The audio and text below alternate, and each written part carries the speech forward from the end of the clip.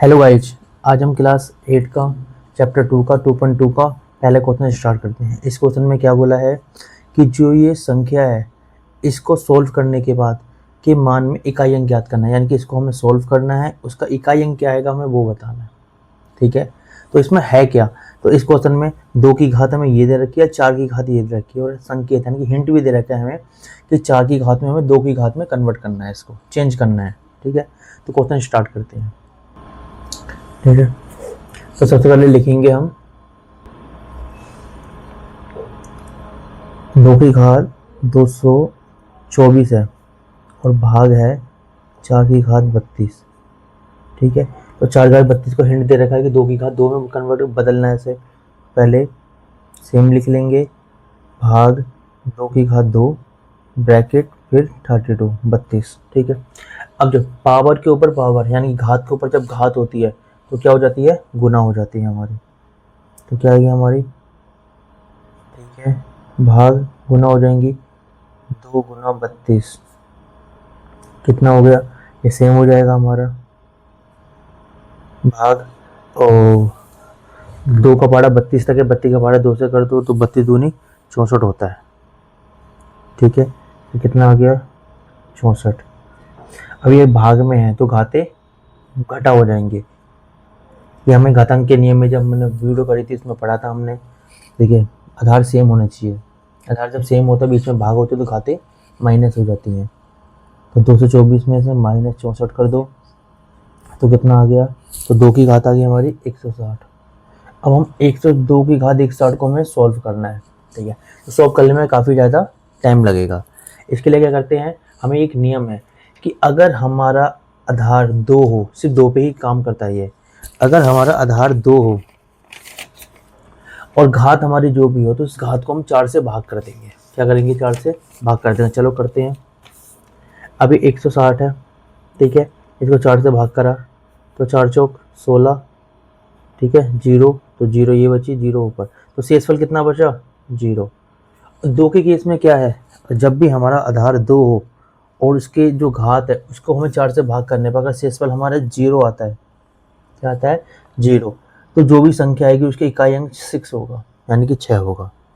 Suppose अगर शेषफल हमारे 0 ना बच के 1 बचे शेषफल तो इकाई अंक हमेशा 2 होगी, और अगर शेषफल 2 बचता है तो इकाई अंक हमारी 4 होगी। अगर शेषफल 3 बचता है तो इकाई अंक हमारी 8 होगी। सोल्व करने के लिए मैं बता सकता हूँ, 2 की पावर मैंने 2 कर दी, ठीक है, इसको 4 से भाग नहीं जाएगा तो शेषफल 2 ही बचा, तो 2 जब इसको सोल्व करेंगे तो कितना आएगा 4, तो इकाई अंक हमारा कितना आया 4। अगर यहाँ पर मैं 3 ले लेता हूँ, 3 में कितना आएगा, इसको सोल्व कर दो 8। ठीक है, अब यहाँ पर मैं 2 की पावर 1 लेता हूँ तो क्या आया 2। ठीक है, अगर 2 की पावर 4 लेता हूँ तो मुझे कितना आएगा 2 की पावर 4, ऐसे लिखेंगे 2 दूनी 4, 4 दूनी 8, 8 दूनी 16, कितना आया 16। तो 4 को मैंने भाग दिया तो 0 पे जाएगा 4, ठीक है, 0 पे गया, शेषफल कितना आया 0 आया, इकाई अंक मिला मुझे 16। ठीक है, तो इससे मुझे साबित ये होता है कि इकाई अंक जो भी आएगा उसका इकाई अंक ये होगा, शेषफल हमारा जो भी आएगा। ठीक है, तो यहाँ में हमें छोटी सी बात लिखनी पड़ेगी, क्या लिखनी पड़ेगी कि घात 160 को 4 से भाग करने पर शेषफल 0 प्राप्त हुआ, अतः इकाई अंक 6 होगा। बस हमें इकाई अंक बताना था इसमें तो हमने बता दिया, तो इकाई अंक क्या होगा 6 होगा, बस खत्म आंसर। ठीक है, ये हमारा दूसरा क्वेश्चन है। इसमें क्या है, एक बक्से में 5 बोतलें हैं, यानी कि एक बक्सा है उसमें 5 बोतल हैं। प्रत्येक दिन एक नया बक्सा लाया जाता है, यानी कि हर रोज एक नया बक्सा लाया जाता है, और 40 दिन के पश्चात वहाँ कितनी बोतलें होंगी। यानी कि एक बक्सा है उसमें 5 बोतलें हैं और उस बक्से को 40 दिन तक लगातार लाया जाता है। ठीक है, तो 40 दिन के बाद कितनी बोतलें होंगी, तो इस क्वेश्चन को सोल्व करने के लिए पहले हम लिखेंगे बोतलों की संख्या, एक बक्से में कितनी बोतल होती हैं? तो यहाँ लिखेंगे, आंसर लिखेंगे यहाँ पर, ठीक है। स्टार्ट करते हैं। एक बक्से में बोतलों की संख्या, कितनी संख्या, एक बक्से में बोतलों की संख्या कितनी है? 5। 5, ठीक है। और कितने दिन तक लाया जाता है? तो कुल दिन कितने दिन तक लाया जाता है? कुल दिन लिख देंगे यहाँ पर, कितने दिन है? 40 दिन। तो 40 दिन के बाद कितनी बोतलें होंगी? तो यहाँ लिखेंगे, ठीक है, तो लिखेंगे 40 दिन में कुल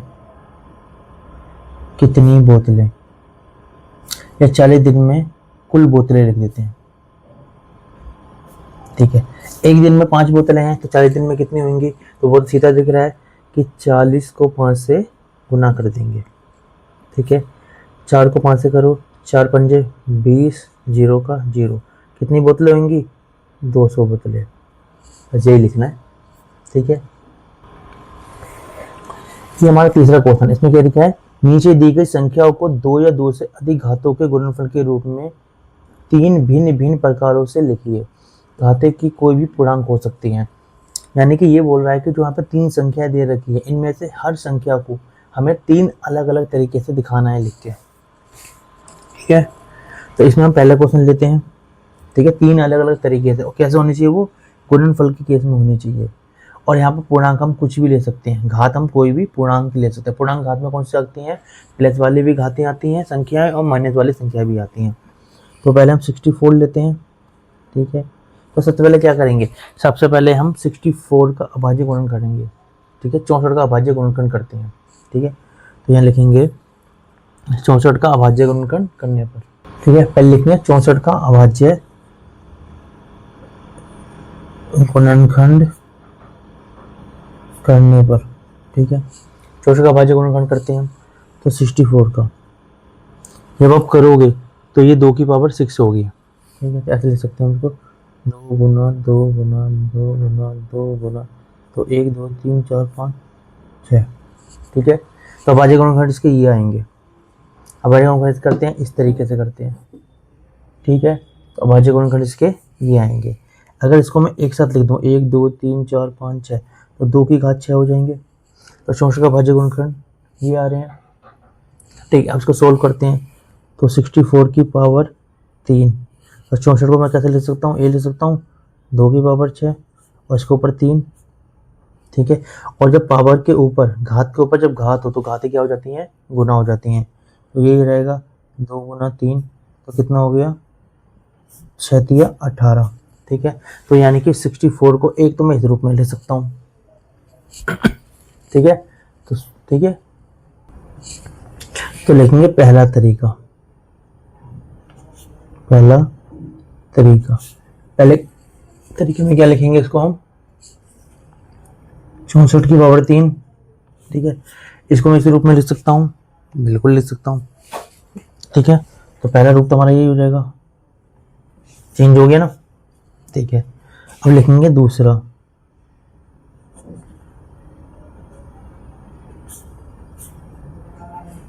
चौसठ की पावर 3, ठीक है। अब मैं इसको, अगर मैं 18 को चाहूँ तो ऐसे लिख सकता हूँ, 10 गुना 2 की पावर 8। इसका मतलब तो ये होती है, जब आधार हमारा सेम होता है तो घातें जमा हो जाती हैं। 10 और 8 में 18 हो गया सेम, ठीक है। अब तीसरा तरीका देखो,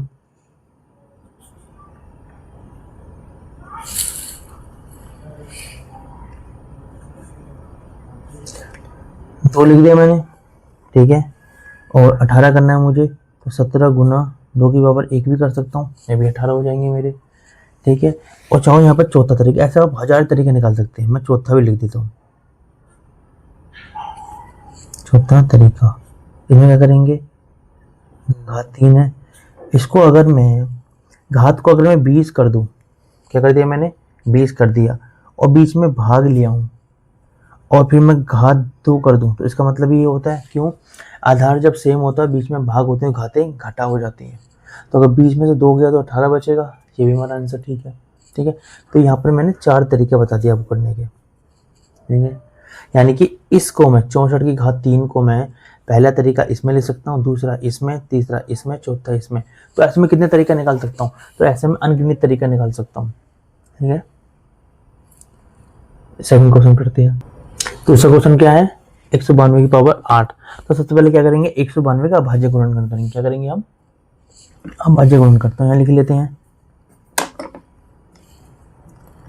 192 के अभाज्य गुणनखंड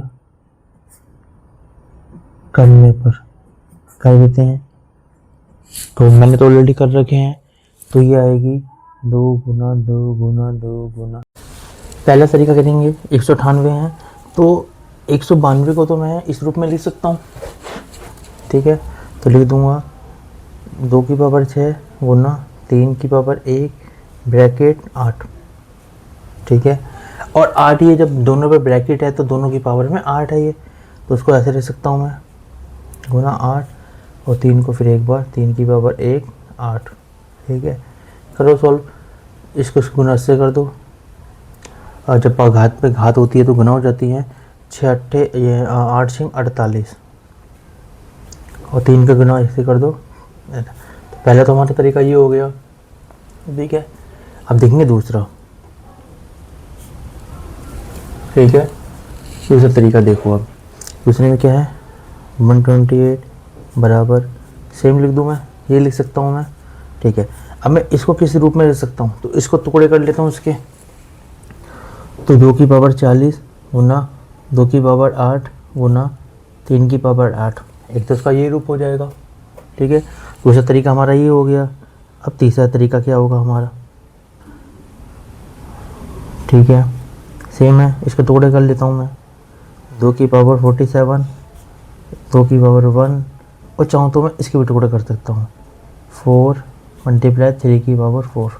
इसमें क्या हुआ है कि आधार सेम है तो घाते प्लस हो जाएंगे तो 48 हो जाएगा, आधार सेम है तो घाते प्लस होकर 8 हो जाएगा। तो 3 तरीके से मैंने लिख दिया। अब तीसरा क्वेश्चन करते हैं। ठीक है, ये पहला क्वेश्चन है, इसके हमने क्या करा? 32 के हमने 32 के अभाज्य गुणनखंड करे। तो अभाज्य जब 32 के हम अभाज्य गुणन करेंगे कि क्या मिलेगा मुझे? 2 5 बार मिलेगा मुझे। ठीक है, आप ऐसे करके देख लीजिएगा, मिल जाएगा आपको। ठीक है, तो ये क्या हुआ? 2 की पावर 5। ठीक है, तो पहला तरीका क्या होगा? तो 32 माइनस 5 बराबर, देखो 32 को मैं ऐसे लिख सकता हूँ 2 की पावर 5 ब्रैकेट माइनस 5। ठीक है, घाते क्या गुना हो जाएंगे, तो 5 की 5 से गुना करी तो माइनस का 25। ठीक है, पहला तो ये हो गया। और दूसरा तरीका क्या होगा? माइनस था 32 है ये, माइनस 5 32 है ये। ठीक है, दूसरा तरीका क्या होगा? देखिए इसको मैं इस रूप में लिख सकता हूँ, तो 2। अब मुझे माइनस का 25 लाना है, तो मुझे क्या करना पड़ेगी? दोनों घातें माइनस की ही लेनी पड़ेगी। क्या लेंगी? माइनस की लेनी पड़ेगी। ठीक है, क्योंकि माइनस माइनस प्लस होता है। तो एक घात में माइनस की 24 ले लेता हूँ गुना एक घात में माइनस की 1 ले लेता हूँ। पहला तरीका ये कि दो तरीका हो गए। अब तीसरा तरीका देखो आप,